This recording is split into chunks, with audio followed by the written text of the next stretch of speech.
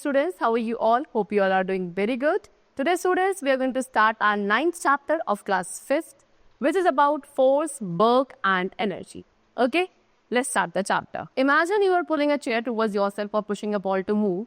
Every day we perform so many actions that involve pushing and pulling, and we already know that force and energy is applied for these actions. So machines make such action easier and faster. Let's get on and read the given chapter to know more about these interesting phenomena and simple machine. So students, आपको क्या बोला गया कि आप imagine करो कि आप एक चेयर को अपनी तरफ क्या कर रहे हो, पुश कर रहे हो, पुल कर रहे हो, ओके, या फिर एक बॉल को पुश कर रहे हो to move. So every day, हर दिन आप क्या काफ़ी सारी एक्टिविटीज़ परफॉर्म करते हो, एक्शंस परफॉर्म करते हो जिसके अंदर पुशिंग या पुलिंग इन्वॉल्व होता है. एंड वी ऑलरेडी नो कि ये पुशिंग एंड पुलिंग क्या है, इन दोनों फिनोमिना के लिए आपको फोर्स रिक्वायर्ड होता है, एनर्जी रिक्वायर्ड होता है, तब जाके आप कोई भी एक्शन परफॉर्म कर पाते हैं. ठीक है, उसके बाद मशीन्स होती हैं जो आपके इन एक्शंस को और इजी एंड फास्टली कर सकती हैं. सो इस चैप्टर में हम डिस्कस करने वाले हैं इन्हीं इंटरेस्टिंग फिनोमिना एंड कुछ सिंपल मशीन्स के बारे में. First of all we have the topic force. Force in simple word means a push और a pull, and we very well know okay what they are saying कि फोर्स को simple words में क्या कहा जाता है, कोई भी एक पुश या पुल अगर आप कर रहे हो, that is known as while pulling. यानी कि जब आप किसी ऑब्जेक्ट को अपने टुवर्ड्स पुल करते हो तो आप वहां भी फोर्स अप्लाई करते हो. And while pushing an object away from us we are applying force. And किसी ऑब्जेक्ट को अपने से दूर अगर आप पुश कर रहे हो तो वहां भी आप फोर्स अप्लाई करते हो, right. So force is use to, तो अब एक फोर्स के डिफरेंट यूजेस होता है. यानी कि फोर्स का आप यूज करते हो to move a stationary object. एक ऑब्जेक्ट जो रेस्ट पर है, स्टेशनरी पोजीशन पे है, उसको मूव करने के लिए भी अप्लाई. मूविंग ऑब्जेक्ट, एक ऑलरेडी मूविंग ऑब्जेक्ट को स्टॉप करने के लिए भी हमें फोर्स अप्लाई करना पड़ता है. Make a moving object move faster, एक मूविंग ऑब्जेक्ट की स्पीड को फास्ट करने के लिए या स्लो डाउन करने के लिए again we have to apply. Then change the direction of a moving object, एक मूविंग ऑब्जेक्ट की डायरेक्शन चेंज करनी है तो again you have to apply force. Change the shape and size of a moving object, किसी object की shape को, size को change करने के लिए again you have to apply force only. यानी कि फोर्स के डिफरेंट यूजेस हैं, उनको डिफरेंट फिनोमिना के लिए यूज किया जाता है. Now types of force. तो स्टूडेंट्स, डिफरेंट टाइप्स के फोर्सेस होते हैं. Number 1 muscular force, when we push pull और लिफ्ट समथिंग. जब आप किसी भी चीज को पुश करते हो, पुल करते हो, लिफ्ट करते हो तो वहां पे आप मस्कुलर फोर्स का अप्लाई करते हो. यानी कि वो फोर्स जो आपके मसल्स के थ्रू अप्लाई किया जाता है, that is known as muscular force.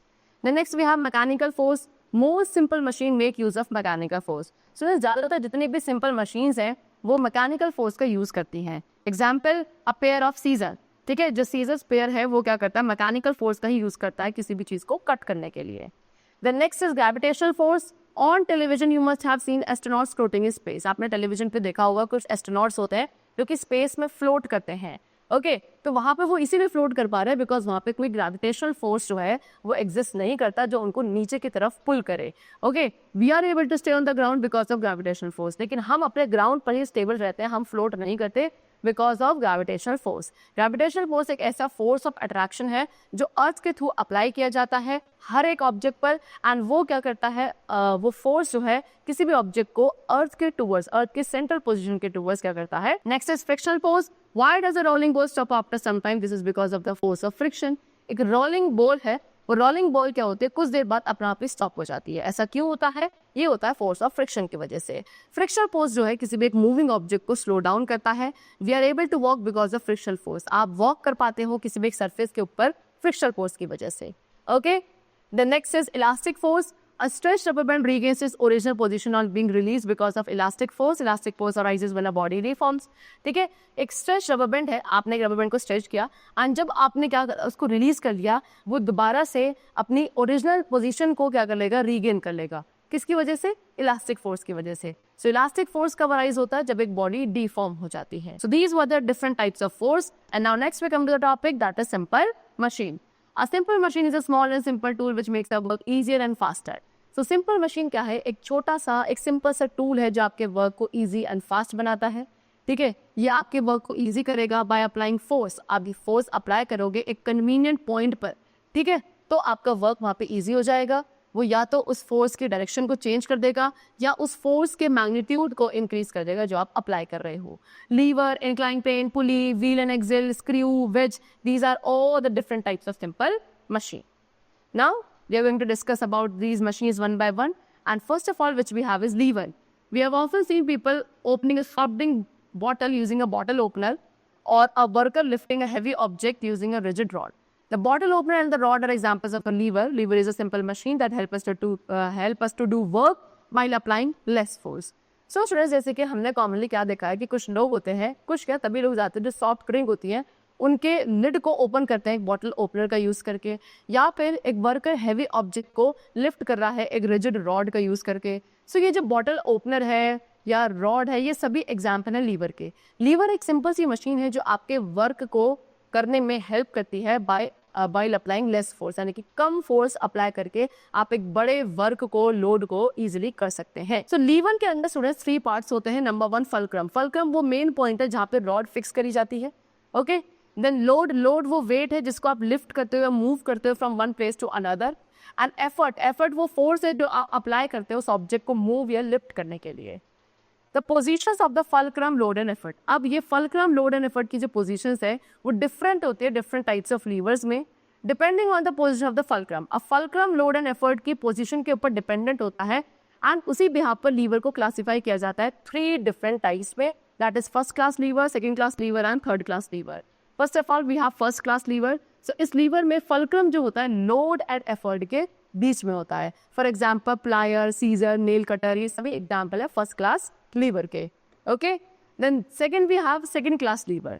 Second class lever में student load is in between the fulcrum and effort. Load जो होगा वो फल्क्रम एंड एफर्ट के बीच में होगा। Example bottle opener, nut cracker etcetera, these are the type of second class lever. Then third we have third class lever. अब इस condition में effort will be between in load and fulcrum. Okay, effort जो है fulcrum and load के बीच में होता है, उसे आप थर्ड क्लास लीवर कहते हैं। Example ice tong, tweezer, fishing rods, ये सभी थर्ड क्लास लीवर हैं। Next is incline plane. You must have seen the ramp in school, hospitals and other building. आपने देखा होगा स्कूल, हॉस्पिटल्स एंड बाकी जो बिल्डिंग्स में क्या होता है, रैम्प होते हैं। सो ये रैम्प क्या है, इजी वे है जिसके थ्रू आप एक व्हीकल को या व्हील चेयर को ड्राइव कर सकते हो अप अ बिल्डिंग, है ना। These slopes are called incline plane. इन्हीं स्लोप्स को इंक्लाइन प्लेन कहा जाता है। इंक्लाइन प्लेन एक स्लोपिंग सरफेस है जो कि क्या करता है, उस एफर्ट को रिड्यूस करता है जो कि आप एक लोड को लिफ्ट करने के लिए अप्लाई कर रहे हैं। The next is pulley. Pulley is a simple machine. Pulley एक सिंपल मशीन है जिसके अंदर एक व्हील होता है with a groove. Okay, this groove can hold the rope that is used to lift the object. And एक groove क्या करता है, उस रोप को होल्ड करके रखता है जिससे आप ऑब्जेक्ट्स को लिफ्ट करते हैं। मेजरली 2 टाइप्स के पुलीज होते हैं, fix pulley and movable pulley. Okay, fix pulley is used to change the direction of the load. Fix pulley का यूज किया जाता है लोड के डायरेक्शन को चेंज करने के लिए। एग्जाम्पल वो पुली जिसको आप वाटर बाहर ड्रॉ करने के लिए, पानी को कुएं से, वेल से बाहर निकालने के लिए यूज करते हैं जिस पुली को, वो एग्जाम्पल है फिक्स पुली का। Then next we have movable pulley. Movable pulley is used to do work by moving the load. Movable pulley use किया जाता है किसी भी वर्क को करने के लिए बाय मूविंग द लोड। जो कंस्ट्रक्शन प्लेन्स हैं, मॉडर्न एलिवेटर्स हैं, ये सभी मूवेबल पुली के एग्जाम्पल हैं। Fix pulley and movable pulley together, इन दोनों को एक साथ ही यूज किया जाता है लोड्स को लिफ्ट करने के लिए। Now the third type of simple machine which we have is wheel and axle. Have you ever ridden on a ferris wheel? क्या आप कभी फेरस व्हील पे आपने राइड करी है? तो क्या है ये फेरस व्हील, एक जॉइंट व्हील है जो कि एक छोटी सी रॉड पे अराउंड एंड अराउंड मूव करती है।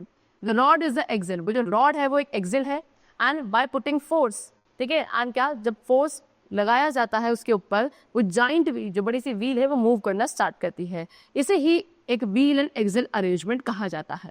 ओके, तो similarly when we rotate the handle of a screw driver, जब आप एक स्क्रू ड्राइवर के हैंडल को रोटेट करते हो, वो क्या करता है, इट बिकम्स अ व्हील, वो आपका व्हील बन जाता है एंड जो शाफ्ट है वो आपका एक्सेल बनता है जो कि स्क्रू को टर्न करता है।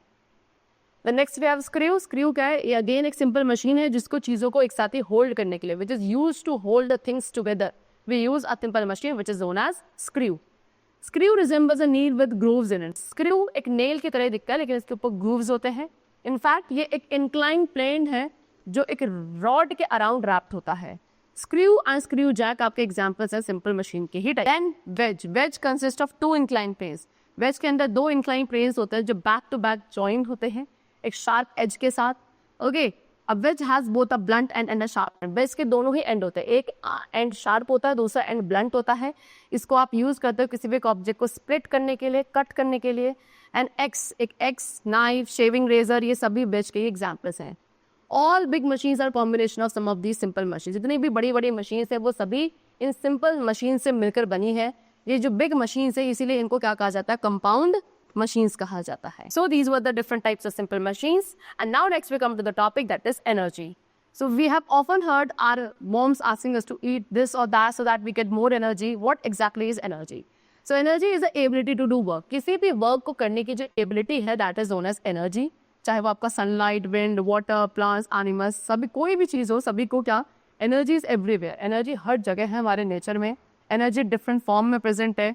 There are so many forms but here we will be discussing a few. So energy की तो बहुत सारी डिफरेंट फॉर्म्स हैं, लेकिन हम यहाँ पे कुछ ही फ्यू को डिस्कस करने वाले हैं. Number 1, light energy.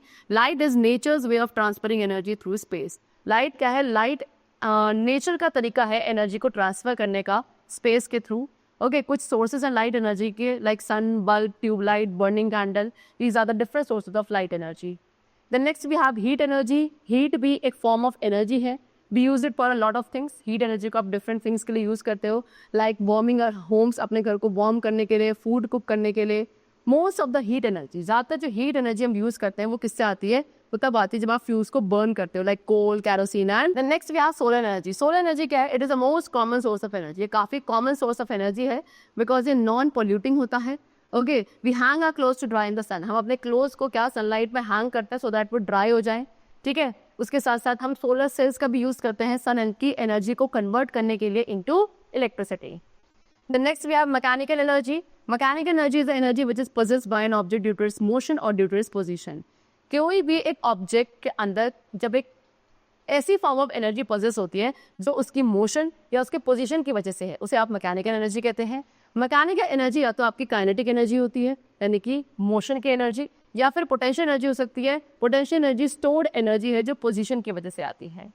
अब मूविंग कार जो है वो अपने अंदर मैकेनिकल एनर्जी पोजेस करती है अपने मोशन की वजह से, जिसको आप काइनेटिक एनर्जी कहते हैं. नेक्स्ट इज हाइड्रो पावर, जो कि आपकी वाटर एनर्जी है.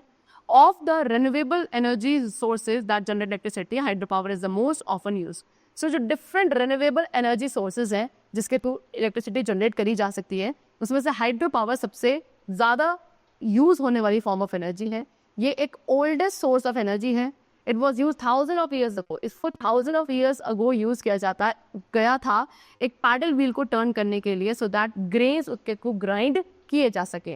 Because the source of hydro power is water, क्योंकि यहाँ पे हाइड्रो पावर का सोर्स वाटर है, तो हाइड्रो इलेक्ट्रिक पावर प्लांट जो है वो हमेशा एक वाटर सोर्स के आसपास ही लोकेट किए. Electrical energy. Electrical energy is the movement of electrical charges. Electrical charges moving through a wire is called electricity. Electrical energy का मतलब है इलेक्ट्रिक चार्जेस का मूवमेंट होना, यानी कि इलेक्ट्रिक चार्जेस जब एक वायर के थ्रू मूव होते हैं उसे इलेक्ट्रिसिटी कहा जाता है. मोस्ट ऑफ द अप्लायंसेस, जितने भी आप अप्लायंसेस आज के टाइम पे यूज करते हो, like washing machine, television, computer, tubelight, bulb and fan, ये सभी किसके इलेक्ट्रिसिटी पे रन करते हैं. And the last which we have is sound energy. Sound is vibration transmitted through a solid, liquid और गैस. किसी भी सॉलिड, लिक्विड और गैस के थ्रू जो वाइब्रेशंस ट्रांसमिट होती हैं वहां पे साउंड एनर्जी प्रोड्यूस होती है. साउंड कब प्रोड्यूस होगा? When a force causes an object और अ सब्सटेंस टू वाइब्रेट. जब आपने फोर्स अप्लाई करा एंड उस फोर्स को अप्लाई करने से एक ऑब्जेक्ट या एक सब्सटेंस वाइब्रेट कर रहा है, इन्हीं वाइब्रेशंस के थ्रू साउंड प्रोड्यूस होती है. कुछ सोर्सेज है साउंड एनर्जी के, like music system, musical instruments and radios. Okay, chalo. So the chapter is completed over here. That's all for today. I hope you all must have understood about the different forms of forces, different types of forces, different types of simple machines, and the different forms of energy sources over here. Okay, that's all. We'll meet you very soon in the next class with a new chapter. Till then, take care and thanks to everyone.